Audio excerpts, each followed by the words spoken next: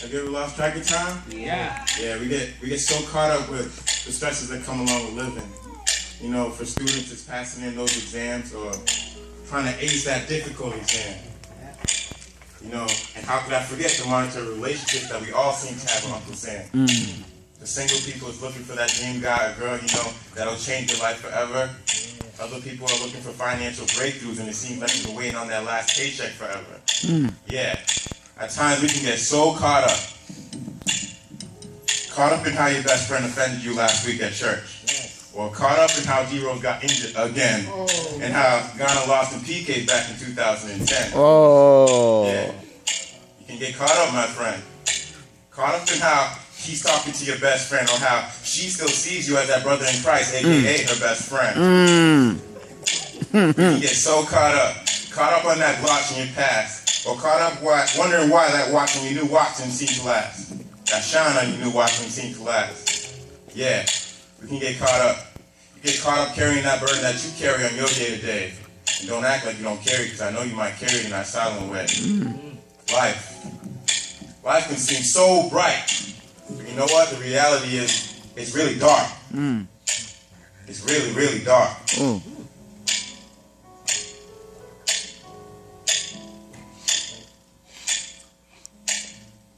Life is really dark. At times, life can be so blinding. The thoughts of your mind can get so caught up in that your mind sinks.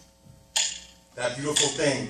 The thoughts of your mind can be a beautiful thing, but you must remember, we live in a world that is ruled by a prince that so disgracefully fell down from heaven. That same musical genius is trying to distract you from fulfilling God's great commission. Yeah, you must remember, he will be back. And we were sent here on a mission. A mission to get as many souls as spiritually possible to be caught up. Caught up. You see, we live in a world that's passing away and crumbling to pieces each and every day, although you and I will be caught up within a twinkle of an eye, into the sky, and begin our ascent into that sky. You and I. Although you and I will be caught up, it does not take away from the possibility that your next door neighbor will not be caught up and saved by God's saving power. Yeah, God's saving power.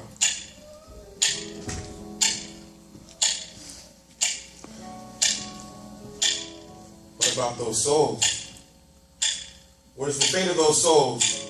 Those souls that should have played a totally different role on this day, which actually could be today, because even the Bible does say that even the sun does not know the day or hour.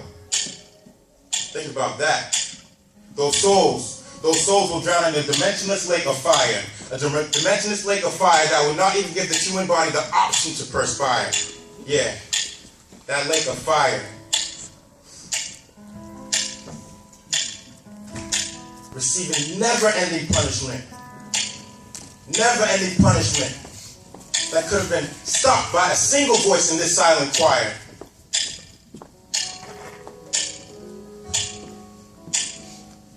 Blood-curdling screams from the pain that they will have to endure.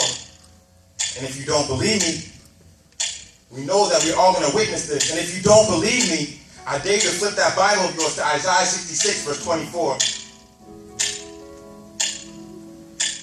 But there is a way out, my people. The doctor Jesus has told me that there is a cure.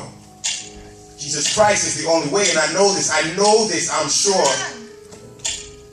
I'm sure he said to them, I am the way, the truth, and the life, and no one comes to the Father except through me. What about those souls? What about those souls? Yeah, we all claim to be Christians. Well, have you spread the good news? Or have you turned a blind eye to the birth pains that serve as divine clues? The good news. Public service announcement. Public service announcement. The day of the Lord is near. Yeah. The day of the Lord is near. I hope you can hear me loud and clear. The day of the Lord is near. I repeat, the day of the Lord is near. The day when some shall cower and tremble with terrific fear. The day of the Lord is near.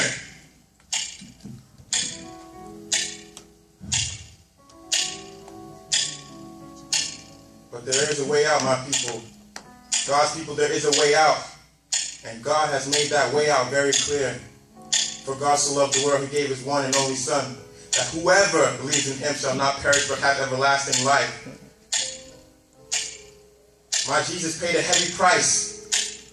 A heavy price. Do not let the purchase of our salvation go in vain. Letting those people die. Letting those people die. Those people who are bound. Yet we are so caught up with the little things and burdens that we carry on the ground. And I know that we all have that one hope. That one hope that we will all be majestically brought up by that one trumpet sound.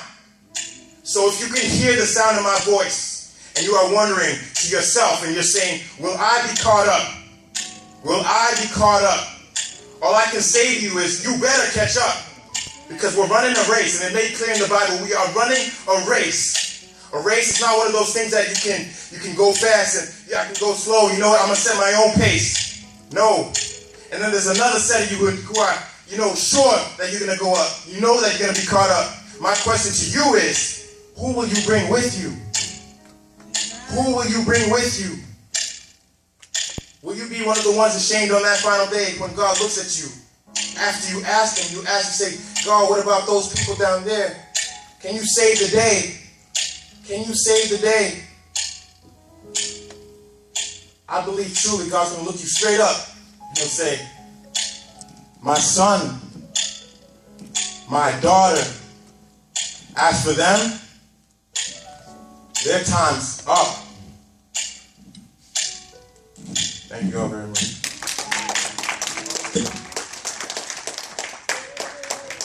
Well, what do we say?